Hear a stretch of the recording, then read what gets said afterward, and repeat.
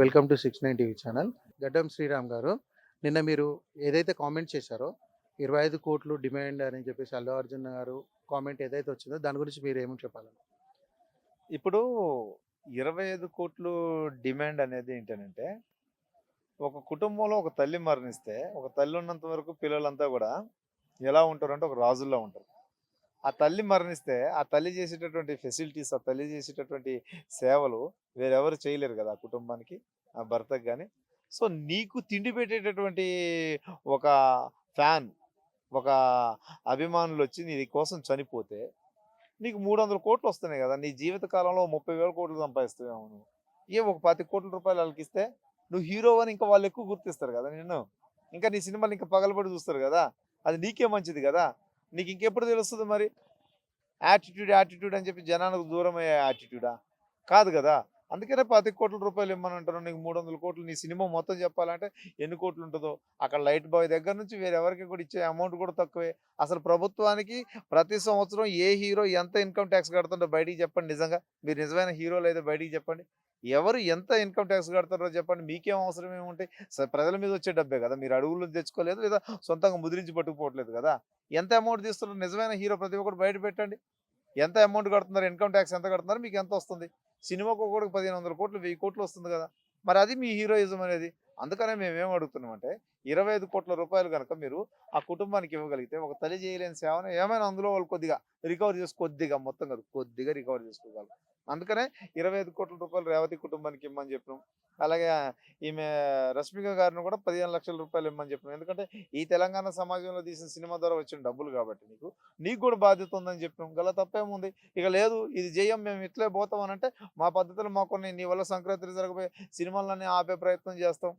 విద్యార్థి నాయకులు నీ దగ్గరకు వచ్చినరే తప్ప గొడవ పడేవాళ్ళు ఎవరు గాదు. లేకపోతే నీ మీద దాడి చేయాలనుకోలేదు. దాడి చేస్తారు. ఎప్పుడు చేస్తారు? నీ యాటిట్యూడ్ ఇదే కంటిన్యూటీగా పోయి, నువ్వు ఇలాగే చేసుకుంటా పోయి, ఎవరికీ ఏమి జేయను అనంటే అప్పుడు దాడి చేస్తారు. ఇప్పుడు ఏదైతే ఓపెనింగ్స్ ఉన్నాయో 'పుష్ప 2వి' ఓపెనింగ్స్‌లో నూన్ షోయే ఒక టికెట్ కాస్ట్ వచ్చేసి 12,000-1400, 1,500 వసూలు చేస్తారు. ఇక మన ఏదైతే బుకింగ్ కాకుండా కూడా చాలా జరిగాయి. దీని గురించి కూడా మీ కామెంట్స్‌లో చెప్పండి. యాక్చువల్‌గా నేను ప్రభుత్వానికి ఈ సందర్భంగా ఒక రిక్వెస్ట్ చేస్తున్నానండి. ఏంటి ఆ రిక్వెస్ట్ అంటే, ఇప్పుడు ప్రభుత్వం ఇచ్చే బెనిఫిట్ షోలకు గానీ, లేకపోతే ప్రభుత్వం ఇచ్చేటటువంటి అనేక రకాలైనటువంటి ఈ టికెట్ పెంచుకునే రాయితీలు గానీ, వీటి విషయంలో ఈ వచ్చే బెనిఫిట్ షోలు, ఫ్రీ రిలీజ్ షోలు వీటన్నిటికొచ్చే అమౌంట్ మొత్తం గూడా ప్రభుత్వానికి 60% అందాలండి. వాళ్ళ జేబుల్లోకి వెళ్ళిపోవడంతో డబ్బు బాగా వచ్చే లోపల కళ్ళు నెత్తికెక్కుతున్నాయి. ప్రజలకి ఏమీ తెలియకుండా ప్రజల్ని ఒక ఏమడపాటుకు గురి చేసి వాళ్ళని డబ్బులిచ్చే యంత్రాలుగా వాడుతున్నారు తప్ప మనం మనుషులమే. ప్రజలతో ఎలా ఉండాలి అనేది లేకుండా పోతుంది. ఎవరైనా ఒక హీరో సినిమా తప్ప మిగతా టైంలో ఎవరైనా కలుస్తున్నారా? ఇంటికాడ గాని ఎక్కడైనా? మరి ఎందుకని? ఎందుకని కలవట్లేదు? కలవాలా? అప్పుడు ఈ రష్ తగ్గుద్ది గదా! సినిమానికి టికెట్ల కోసం అక్కడ కొట్టుకునేది వేరు. నిన్ను చూసి చచ్చిపోవటం వేరు గదా! సో, దాన్ని తగ్గించే విధంగా ఉండాలంటే ప్రభుత్వం ఖచ్చితంగా ఫ్రీ రిలీజ్ షోలు, అలాగే బెనిఫిట్ షోలు ఏవైతే ఉన్నాయో వాటికొచ్చే అమౌంట్ మొత్తం కూడా ప్రభుత్వం దగ్గరికి రావాలా. ప్రభుత్వం అందులో ఒక 60% అమౌంట్ తీసుకోవాలని ఈ సందర్భంగా నేను డిమాండ్ చేస్తున్నా. ముందు ముందు రోజుల్లో అది చేయాలని కోరుకుంటున్నా. ఓకే అండి. ఇప్పుడు ఏదైతే ఉందో, ఇప్పుడు అల్లు అర్జున్ ఒక 6 అవర్స్ జైలుకెళ్ళగానే శ్రీరామ్ గారు, ఇందులో చాలా తక్కువ అవర్స్‌లోనే చాలామంది సెలబ్రిటీస్ వాళ్ళ ఇంటికెళ్లారు. మళ్ళీ అదే రేవతి వాళ్ళ అబ్బాయి కోమాలో ఉంటే, చాలా ఎళ్ళింది గూడా నాకు తెలిసి చాలా తక్కువ. మీకు తెలిసింది ఒక కామెంట్ చెప్పండి. ఇప్పుడు రియల్ హీరో అయితే వెళ్తాడు వాళ్ళ ఇంటికి. ఇప్పుడు సపోజ్ 'జూనియర్ ఎన్టీఆర్' గారు వాళ్ళ నాన్న చనిపోయాడు. వాళ్ళ నాన్నతో పాటు యాక్సిడెంట్‌లో చనిపోయినోళ్ళందరికీ ఎళ్లి కోటి, కోటి రూపాయలు ఇచ్చొచ్చిండు. మరి ఆయనకెవరు డబ్బులు ఇమ్మనలేదు గదా! మా నాయనే చనిపోయిండు గదా! నీకేం ఇది ఇచ్చేదని చెప్పి ఎవరికేమి ఇవ్వకుండా కూడా ఉండొచ్చు ఆయన. మరి ఆయన ఎందుకు ఇచ్చిండు? పోనీ ఆయనకేమైనా అక్కడ సినిమా రిలీజ్ డబ్బులేమైనా వచ్చినాయా? రాలేదు గదా! మరి ఆయన రియల్ హీరో గదా! మరి అది గదా పద్ధతి. నువ్వు వ్యవహరించాల్సిన తీరు ఇది గదా! ఇప్పుడు ఇంకా దీని గురించి వివరణ. ఇంకొకటి ఇప్పుడు సెక్షన్ 105 ప్రకారంగా culpable homicide cause to death అని చెప్తుంది. ఏది అక్యూజ్డ్ కాజ్ టు డెత్ అని చెప్తుంది. ఇందులో నువ్వెళ్ళి కంప్లైనెంట్ పర్సన్‌ని కలిస్తే తప్పేముంది? అందులో చార్జ్ షీట్‌లో గాని, ఇన్వెస్టిగేషన్ రిపోర్ట్‌లో గాని ఇదేది నీకు నెగెటివ్‌గా అయితే రాదు గదా! మరి నీకు చెప్తున్నటువంటి నీకు బ్రీఫ్ చేసేటటువంటి వ్యక్తులు ఎవరో మాకు అర్థం కావట్లేదు. మేము కూడా న్యాయ నిపుణులమే ఉన్నాం. చదువుకున్న ఎంఏ, ఎల్ఎల్బీ, ఎల్ఎల్ఎం, పీహెచ్‌డీ చేస్తున్నాం. మాకు కూడా తెలిసినవి చెప్తున్నాం మేము. ఆల్రెడీ మేము ప్రాక్టీస్‌లో కూడా చేసినాం.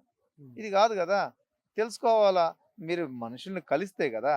వివరణ తెలుసుకుంటేనే కదా ఒక సినిమా తీసినాం, ఎంజాయ్ చేసినాం, హాయిగా డబ్బుతో లావిష్ బతుకుతున్నాం అంటే అంతవరకే ఉంటున్నారు కాబట్టి మీరు ఈరోజు పబ్లిక్ డొమైన్‌లో ఓ నేరస్తులుగా ఉంటున్నారు. చట్టం పరిధిలో ఒకవేళ మీరు దొరక్కపోయినా రేపొద్దున పబ్లిక్ డొమైన్‌లో ఎప్పటికి నిందితులుగానే మిగిలిపోతారు కదా! ఈ నిజమైన హీరోయిజం నేర్పిస్తా అని చెప్పా నేను. నిజమైన హీరోయిజం నేర్పిస్తా అని చెప్పాం మేము. ఆ నిజమైన హీరోయిజం ఏంటనంటే ఇప్పుడు ఇదే. ఈ విధంగా నువ్వు బ్రతకగలిగితే అది నిజమైన హీరోయిజం. 1500 కోట్లు, 1000 కోట్లు దాటిపోయింది కదా! 10 కోట్లు ఇవ్వండి ఆ కుటుంబానికి. దీనిపైన ఇప్పుడు 25,00,00,000 వాళ్ళు ఒకవేళ ఇవ్వలేము అనే ఏమన్నా కామెంట్ వచ్చినప్పుడు, దానికి మీ తరఫున ముందుకెలా తీసుకెళ్తారు? కామెంట్ రానివ్వండి. ఈ తెలంగాణలో నీ కోసం చనిపోయినటువంటి, నీ ఫ్యాన్స్ కోసం చనిపోయినటువంటి వాళ్ళ కోసం నువ్వేం త్యాగం చేస్తున్నావు అని చెప్తుర్రు. నీ సినిమాలో కొన్ని బిట్స్ చూసిన. ఒకళ్ళకి పెళ్లి చేసాడంట, ఒకళ్ళకి ఇంకేదో చేసాడట, ఒకళ్ళకి ఏదో ఫీజు కట్టాడట. మరి అవన్నీ బయటికి రావాలి కదా! మరి అంటే ఇప్పుడు నువ్వు ఇలా చేస్తేనే కదా బయటకొచ్చేది నీ భవిష్యత్తులో. Okay sir. ఇప్పుడు మీ మాటల్లో శ్రీరామ్ గారు ఏదైతుందో అంటే హీరోలనేది ఒక సినిమాకి మాత్రమే హెల్ప్ చేస్తామనేది చూపించే వైనంలో చూపిస్తారు. రియల్‌గా చేస్తారా? చేయరా? అనేది మనం ముందు చూద్దామని మనం అనుకుందాం. ఇంకోటేంటంటే ఆళ్ళు ఇయ్యలేనప్పుడు మీరు ఎలాంటిది అనేది ఫోర్సబుల్‌గా ముందు ఇప్పుడు సినిమాలు ఆపుతా అన్నారు. ఒకవేళ ఆ పని గిన ఆయన చేయలేదనుకో దాని తర్వాత ఎలాంటి మీరు ముందుకు తీసుకెళ్ళాలనుకో మీ తరఫున? ఇప్పుడు తెలంగాణలో వెరీ క్లియర్‌గా ఉంది. ఏంటంటే నీవు గనుక ఓయూజేఏసీ అనేది ఇది డిమాండ్.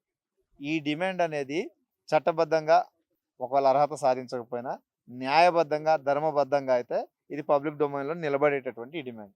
ఈ డిమాండ్ నువ్వు తీర్చలేకపోతే అదే ధర్మబద్ధంగా ఏం చేయాలి?